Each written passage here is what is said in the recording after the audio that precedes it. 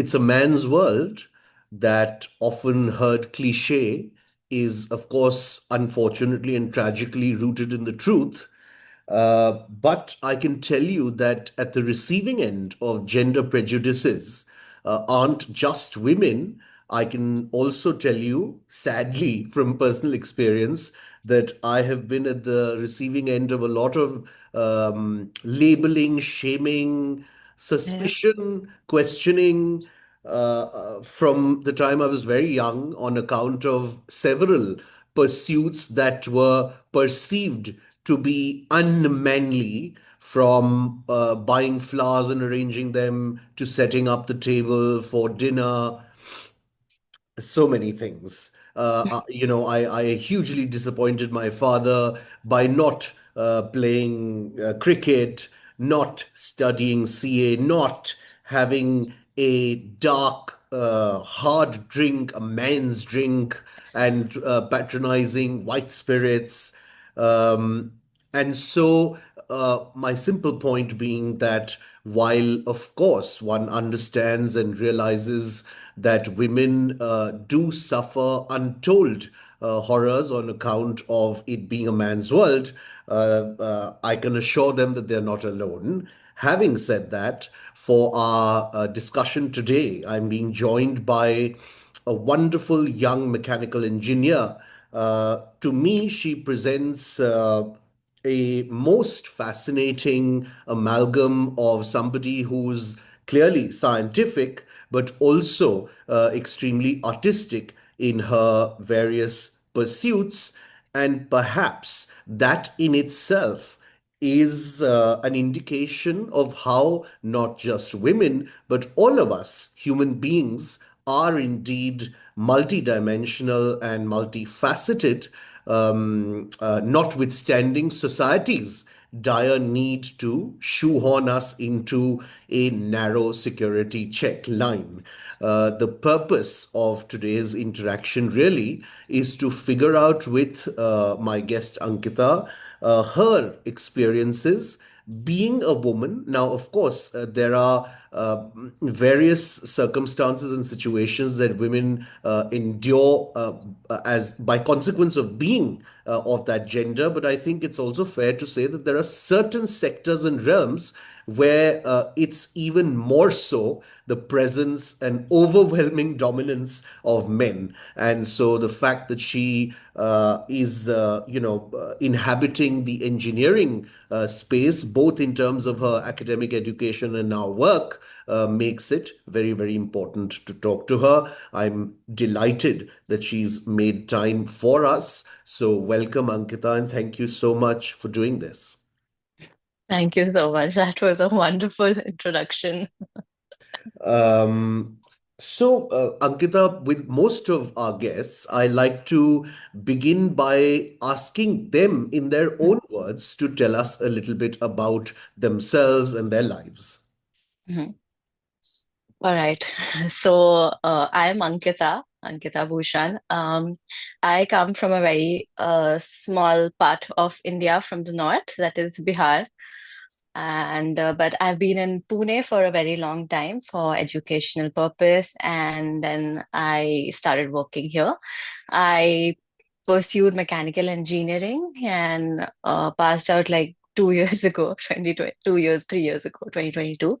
Now I'm working in the corporate sector in the automobile sector of it, where I create virtual twins for commercial services.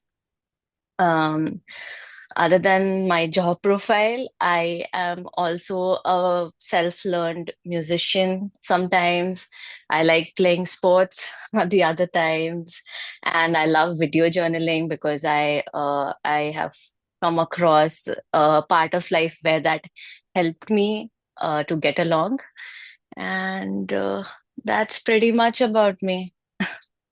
Um, Now, when you and I chatted in the lead up to this interaction, you Yes. had very generously and kindly told me certain things that took place, of course, across and Yeah. through your childhood, without breaching any boundaries that you don't wish to. If you could give us an insight into, your sort of perhaps first brush with any kind of psychological stress or distress, which, if memory serves me, was a very specific phase during boarding school. Yes. Yes, yes, definitely. So when I was in sixth standard, I moved to Panchgini. It's a hill station in Maharashtra, as you all know, and very famous for boarding schools. And so when I moved there, I was pretty young. I just saw High School Musical and thought my life was going to be like that. And when I moved there, it was completely different. Nothing musical about it except for the continuous rains. But anyway, it was an amazing time. But to set up some context, I grew up in a very cocoon kind of arrangement with a joint family, not a pretty big joint family, but my grandparents and parents who would go above and beyond to protect me from the outer world because we were not in a very safe kind of space in from where I come from. And while all that was okay, it was kind of moving towards a little bit of coddling. So my family decided that it's best I learned how to be independent on my own at an early age and get the best of education, and decided to move me to Panchgini boarding school. And it was a great time, and but it was also very young because moving from a very protected environment to literally figuring it out on my own. It's a huge Now, shock. yeah. And now at this point, when we talk about boarding schools, I see there are a lot of facilities. There are mentors, there are uh, people who, help you decide your career, and there are therapists and people to talk about. And I think now, I know it's not fully out there, but we are still in a better stage for mental health than we were 10 years, 12 years ago. And at that time, it was pretty hard for me to figure out my feelings. I'm a very deeply feeling person, so every time I look at something, I'll try to analyze it. And it was pretty hard because around me were people who were coming from diverse environment. There were kids from divorces, from abusive parents, and it was sad.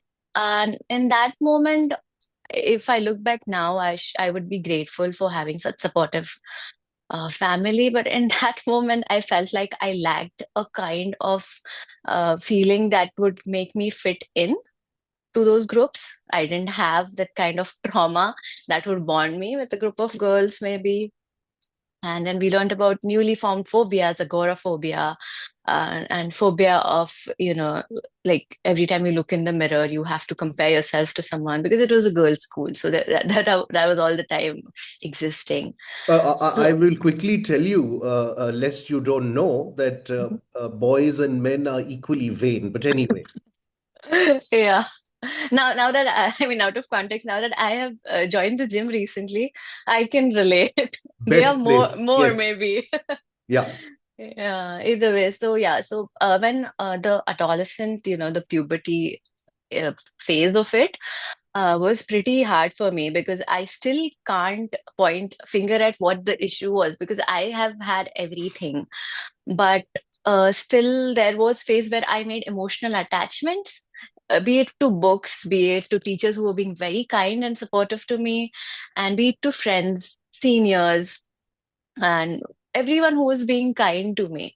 I would like to put across a small incident that I didn't tell you about in our earlier conversation that led us to this. I was reading about something and I kind of came across that I was there. The feeling of being validated. We all learn how to tie shoelaces at a very young age. In about eighth standard, I pretended to make myself forget how to tie shoelaces so I could be emotionally codependent on someone to tie them for me, probably my best friend. Hmm. And she did it for me. I know she didn't feel like telling me that, bro, you already knew this 2 years ago. How can you forget about this? It wasn't that. It was a very supportive environment where I think we didn't talk about it. We didn't have mental health in our vocabulary, but we just understood that, okay, at this phase, this person needs that tiny little bit of validation to feel like she has someone. And I didn't talk about it that, oh, I need emotional support. I need to talk to someone. But it was a small thing that, okay, tying shoelaces that made me feel a little safe that I have friends I can talk to about. Mhm. I have parents I can write to who would understand and not judge me. And yeah, it was a hard time, but you know what? I would not say that at this point everything is okay. We go through a lot of problems, but at this point, I would not even give time all the benefit of the doubt.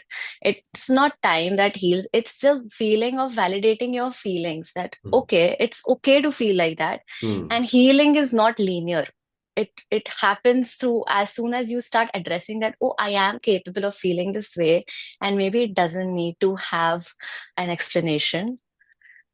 So yeah, I know there must be people around who might be feeling that. So That's it's very just beautifully articulated. And if you allow me 2 minutes, I want to make yeah. certain comments which I feel are very important to underscore because they ultimately connect with mental health.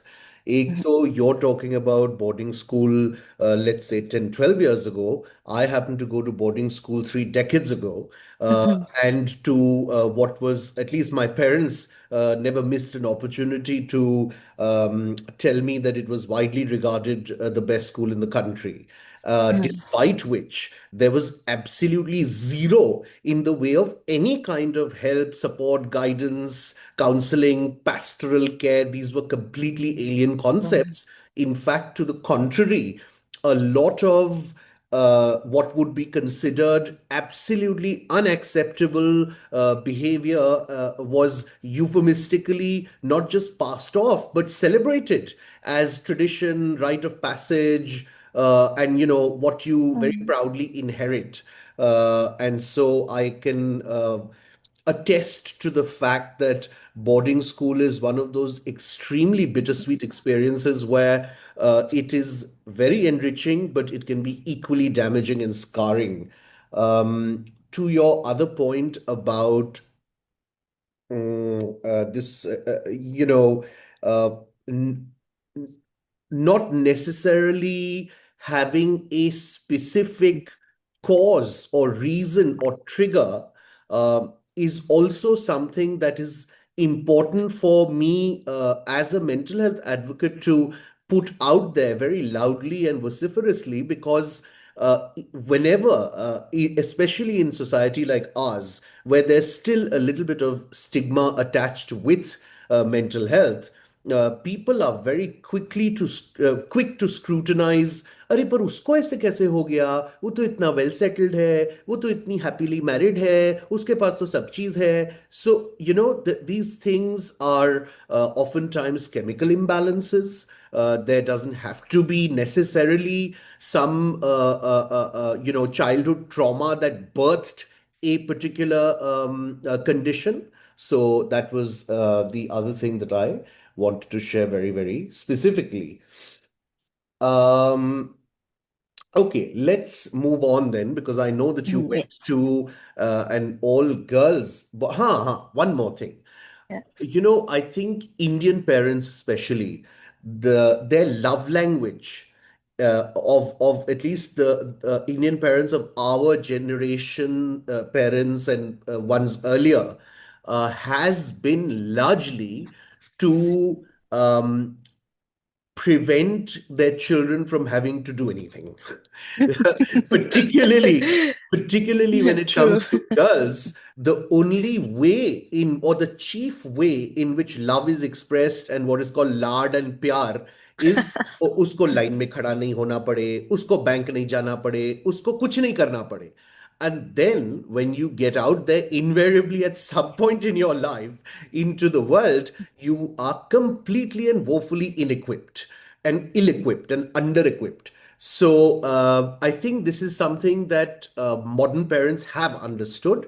And it's a good idea to sort of strike a balance and at least try and ensure that your children have some sense of reality and certain basic life skills. Right.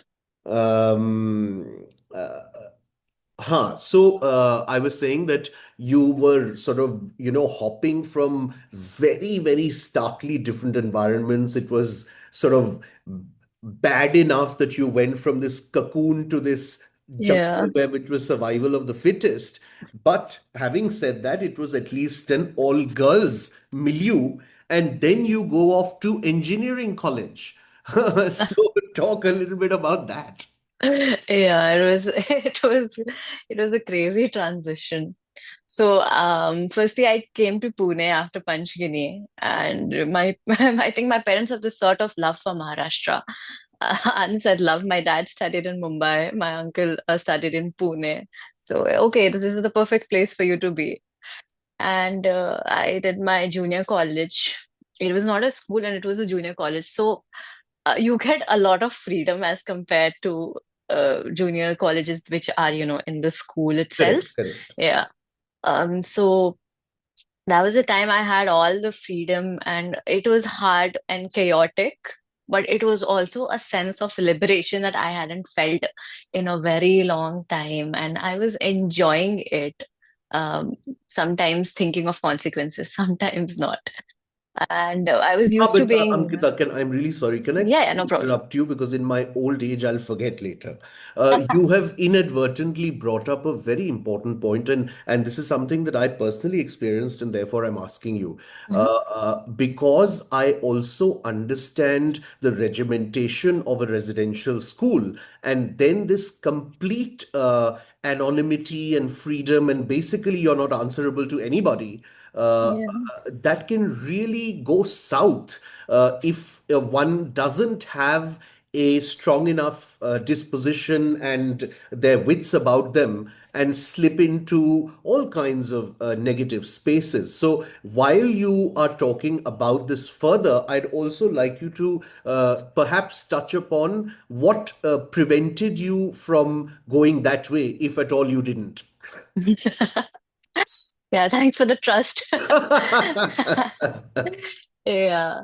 So no, like basically when I started off, I had all these plans in my head about everything that I'm going to do and experience because school was I mean, it was very nice. If I haven't mentioned it before, it was a great experience. And when I left it, I felt like that was my safe place. I wish I could go back. And then figuring it out in Pune, I was not used to traveling. I would forget my own address the first day. Okay. I was very bad with directions, and uh, thankfully, I was actually good with making friends. So I made some really good friends that helped me survive. Although, yeah, I did stray off the path for a brief amount of time in 11th 12th. It was a very new concept to me, this whole friendship, and I started traveling with them. I started skipping classes, but if Hmm. I think everything is very temporary, Yeah, and I'm very used to being at the top of my class, but it cannot happen without efforts. of So course. as soon as I started looking at my In grades, and other I'm words, like, you're okay, confessing you're not a genius. yeah. And at one point, I'm like, okay, like this thing cannot be effortless. I have to work hard for it. And at one point, I started working. I think it was a 6 month period of leisure, like a trial period, and then it was done and gone. And I realized I liked being a nerd. I liked reading my book and being in my own space, Hmm. although it wouldn't be the same for anyone. But I think it's very important to balance life because you don't get those years back. Even though I'm 25, I still feel old enough to like I Sure. And cannot. I mean, I don't even think it's an age thing. It's more a stage Yeah, thing because you know that you're not going to go back to junior college. Come on. exactly. And even like sitting through loud places now is a little hard thing. So if I didn't do it at that time and waited, oh, Yeah. when I'll earn, I'll do it. When I have more sense of freedom, I'll do it. Hmm. I would probably regret it because right now I cannot Sure. Yep. do Yep. that. So it was there. And then came the engineering college thing. which was also a mixed emotion because I didn't want to get into that college. I wanted to get a drop year and work extra hard, but my parents felt that it's not important, that they didn't want me to go through all of those things again. And I've Hmm. heard a lot of people, getting disturbed because of all this, because the pressure of not having a college and just sitting and studying Right. while all my friends are moving on with their lives. They said that, it's okay, just try it out. And, you can study hard in any college. Hmm. It's about the individual and not the environment around. Hmm. And now I feel great about it because I started college soon. And again, that was a class of 70 people in my section, out of which only five were girls. And it was a little different because I'm like I am because I came from a boarding school. I was a little more outgoing, and not everyone liked that about me. So we were in this whole workshop where we do lathe machines. We were learning about it, and then there were some people who came from the extracurricular department, and they're like, "Hey guys, we're going to tell you about it because they hire people, not hire, they recruit people to work with them." And it was about building an ATV, which Hmm. always excited me. Yeah. But they came here, they're like, "All of you are okay with Marathi, right?" And I was the only one who said, no, actually, can you do Hindi or English? And they went on to ignore me because the whole class was like, no, no, it's okay. And I'm like, okay. So here I'm dealing with being invisible, which was not, which was not in my agenda earlier. When I came in, I thought, my father always told me that when you are from a different part of of the world, you should not try to have the spotlight on you, but fit into the crowd. And I was totally against that because I'm like, if I am capable, I want the spotlight to be on me. I want to be the Uh, smartest. I want to keep right. Right. answering. Right. And that didn't work out very well because I feel it's a human tendency to form groups. You want to form groups to feel safe, to not be outcasted.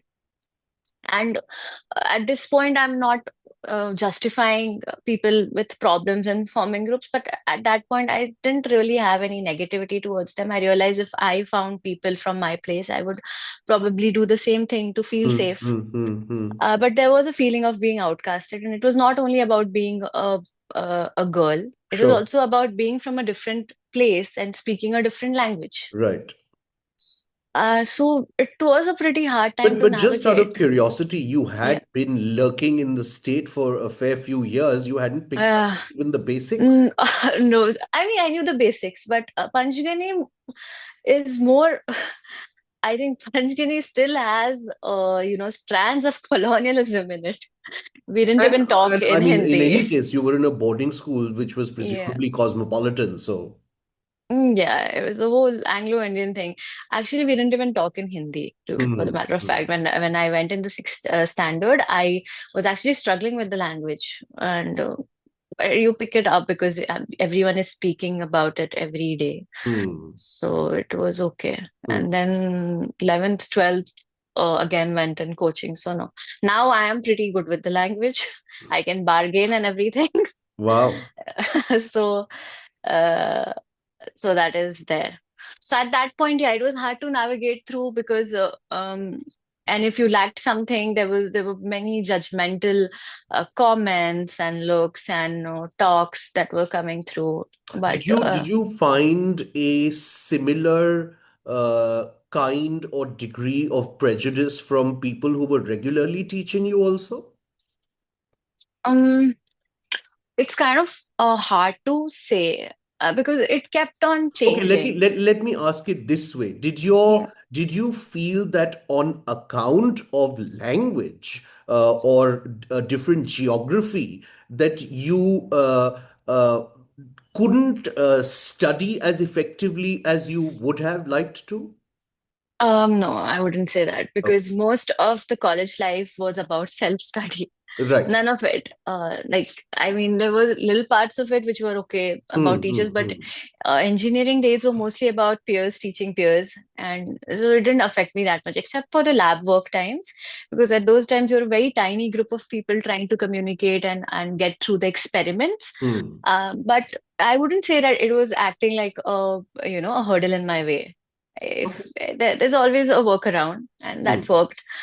Um, it was a little hard to navigate through because, but I ended up in the second year of my engineering, I ended up joining that same team, the ATV building team, and it worked out best. We traveled to places like Indore and built the whole thing, and it was great team bonding and great support from them. And that too, when I in the start of it, when I joined, I was not taken very seriously, but then I started staying late, like late through till 8 p.m. in the college, Huh, and but we that's did when, talk about this. The fact that yeah. not just you, but so many women at various stages of their lives, through academic life and then subsequently through professional life, have to work so much harder.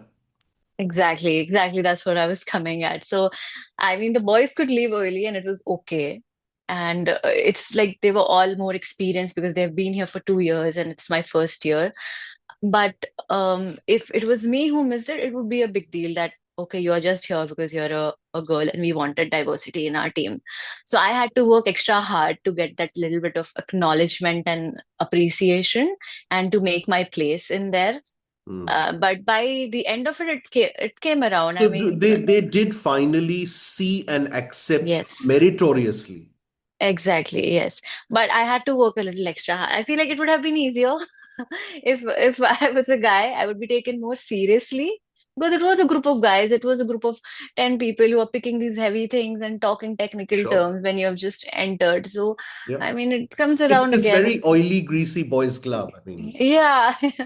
And there were not many girls who would want to get their hands greasy in the team. But I did that. I didn't do my nails. I went into the disc brakes and I took the spanner and I tightened the tires, the things which were easier to do to show them that I'm okay with it. I'm okay sure. with eating lunch with brake oil hands. Right. And that's how I became. I think that was my coping mechanism to be a bro. Hmm. To Yeah. fit into this world of guys, you have to be a bro rather Yeah. than be a girl. So that became my whole personality somehow, to be Hmm. more comfortable even in what I wear and from how I come across. I started adapting the language. I started talking in the language that they are comfortable with. I started wearing hoodies rather. So I'm not saying it Were was you a were you conscious of this transition that was happening? Was it a strategic or temporary? Were you changing? Were you happy with the change? Yes, it was temporary, I think. I I don't know about happy, but I wasn't really sad either. I was just okay existing and being taken seriously. And at that point, I was really happy to keep myself busy, actually, because college didn't do that enough. So I took this up, and it was great time. I mean, I know that we wouldn't get it back, and thankfully, I did that because when I look back in the third year of engineering, there was lockdown Hmm. and we had to go home for the whole COVID thing. So Ah, the only thing that helped me was those 2 years. sure, sure. And the first year is always basic engineering, which they Hmm. teach you Hmm. about all the engineering, like Correct, probably correct. every branch. Right, right, right. So it wasn't much. It was just basic stuff, and the second year was the actual thing.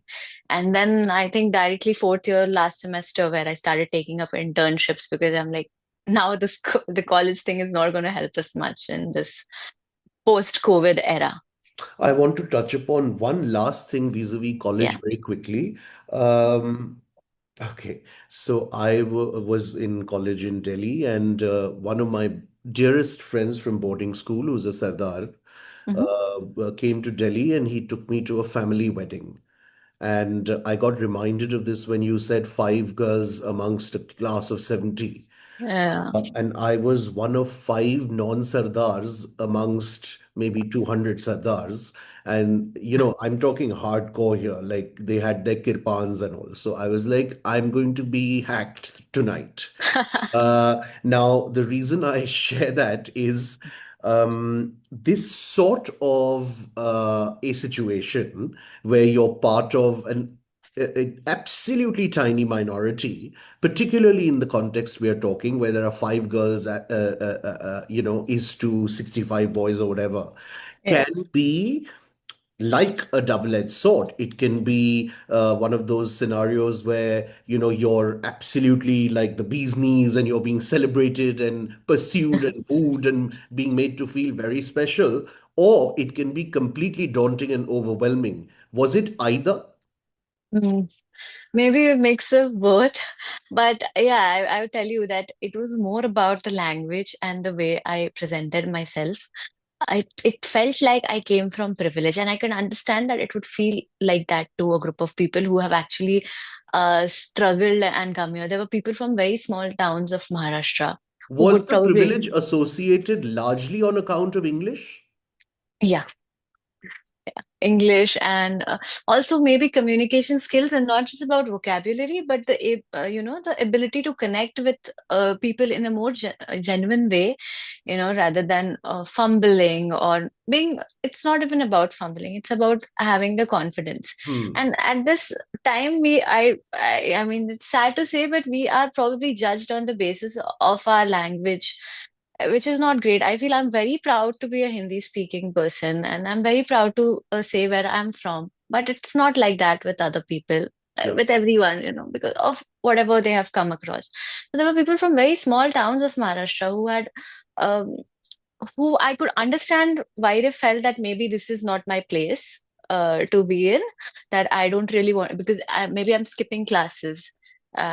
So they might feel like, okay, she doesn't deserve to be here. So maybe because of that, it was a little overwhelming. I didn't really get along with a lot of people, and kept the whole introvert as my, main personality. But also, yeah, sometimes there was genuine help also provided. There were people who would have your back.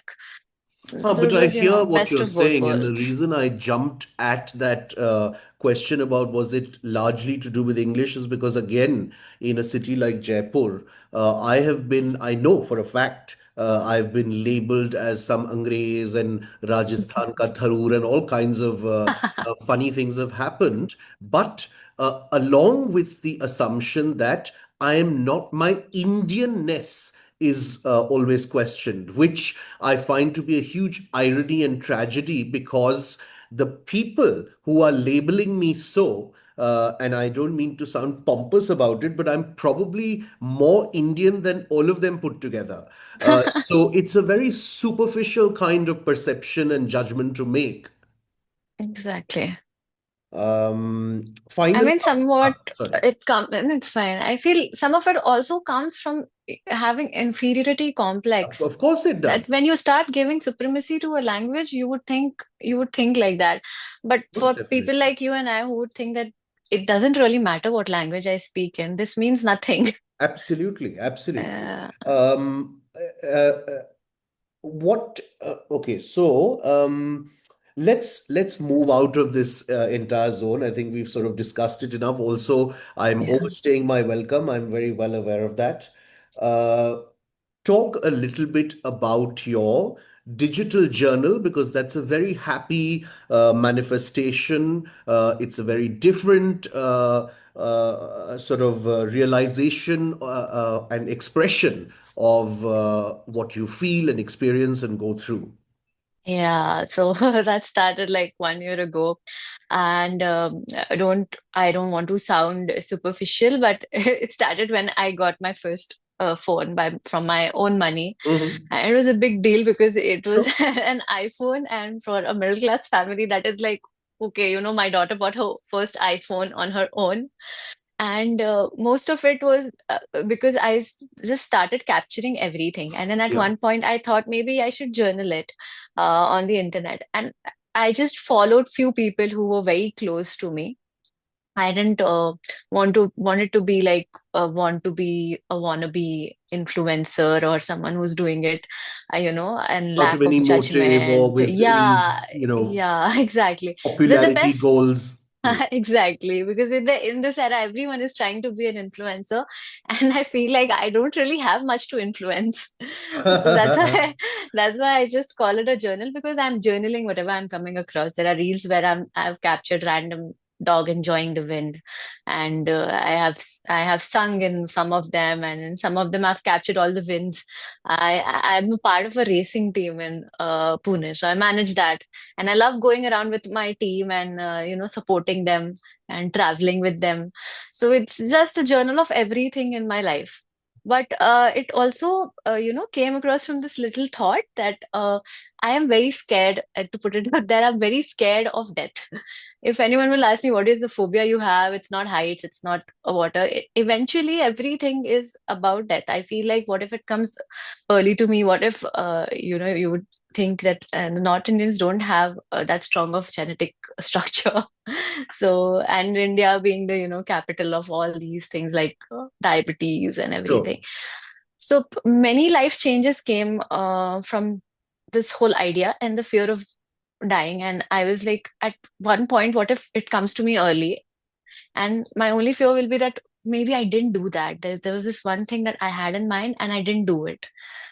And so now I try, I'm in a very early stage of my career, but I try saving up. I try doing everything that I can do in these prime years that I might not able to do after 5 years. And I tried journaling that and keeping it out there on the internet to just exist as a part of me when I'm there, when I'm not there, and a sense of gratefulness and a giving back. Or a giving back kind of attitude, that okay, because there's so much happening around me and it's so beautiful, maybe capturing it is a part of me giving it back to the world.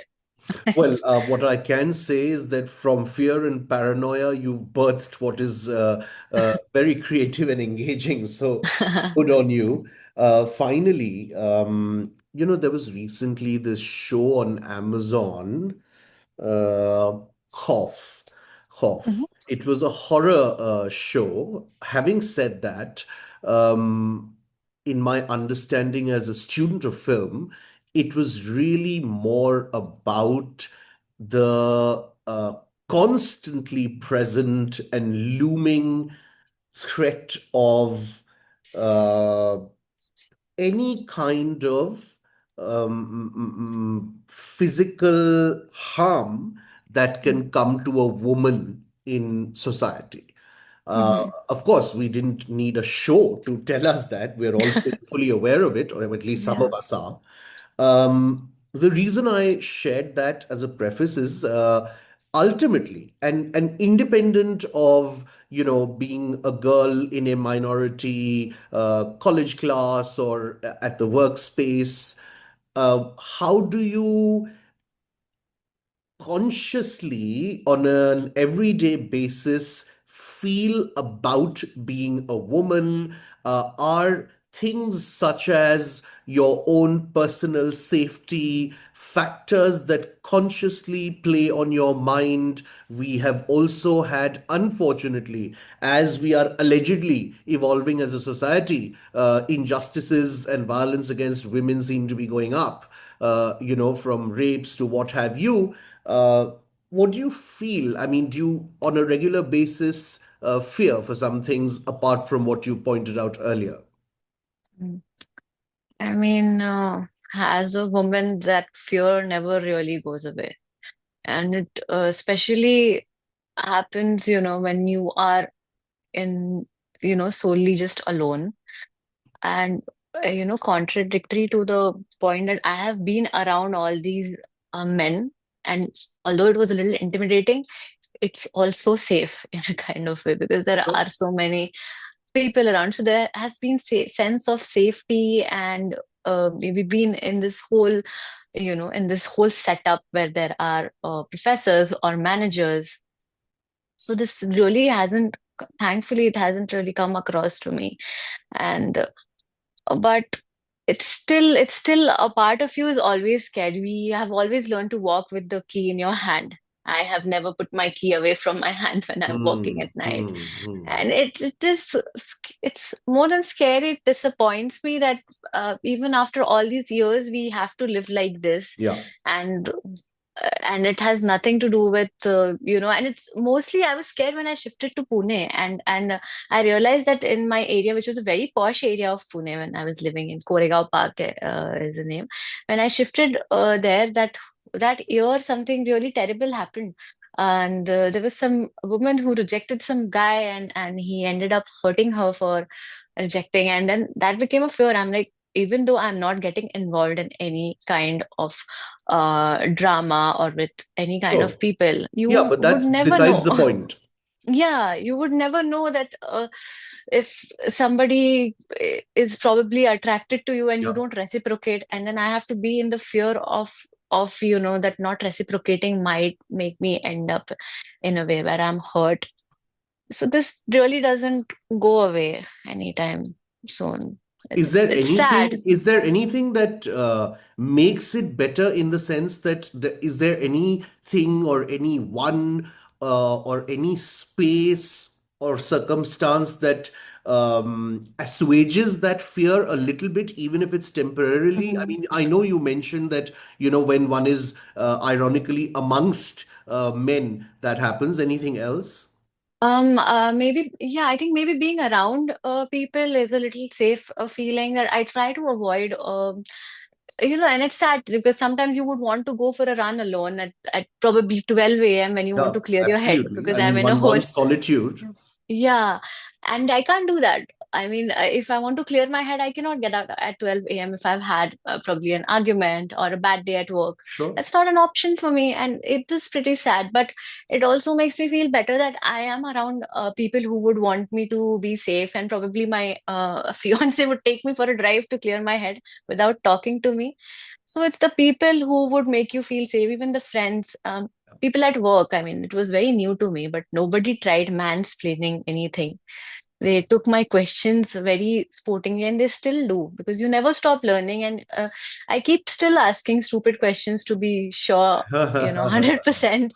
And it's okay. So thankfully, I've been around great men also. Touch wood. From my, yeah, touch wood, from my father being so supportive, and my father is like my to be father-in-law, and my manager. I mean, you would not hear it from many people, but I have got one of the best managers who's had Wow. my who's had my back and all of our team's back, and very supportive fiance and friends.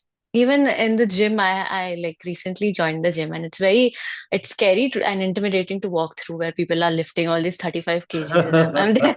I'm there with this 2.5 kg in the corner.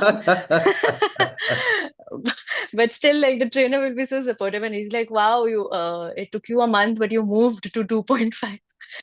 Celebrating small wins. So maybe those things make it a little less. You would think that, yeah, not everyone is going to make it unsafe for you, but you also have to keep your own safety in mind, I think. Because we are not in an ideal world. We cannot expect that. I know on internet we go blasting about men should learn this, and mothers should teach their kids, but we are not in an ideal world, and it's not going to happen. So at one point, I also think that we have to be very careful about our choices, and maybe learning how to self defend. Although I know that it's practically impossible to be as strong as a man in very Yeah. few cases. Well, hopefully that eventuality will not arise. It's been a Hmm. wonderful conversation. I live with three ladies, Hmm. three generations. My mum, who's around 70, my wife, who's approximately my age, 44, 45, and our daughter, who's 8. And sometimes we are needlessly over involved in each other's lives. And I want to tell you that ever since they saw I showed them your account and they saw you. You have a bit of a fan following in our micro family. And Wow. I hope you're not offended, but No. we all feel that you remind us of Tweety Bird. I don't know if you've ever been told that before.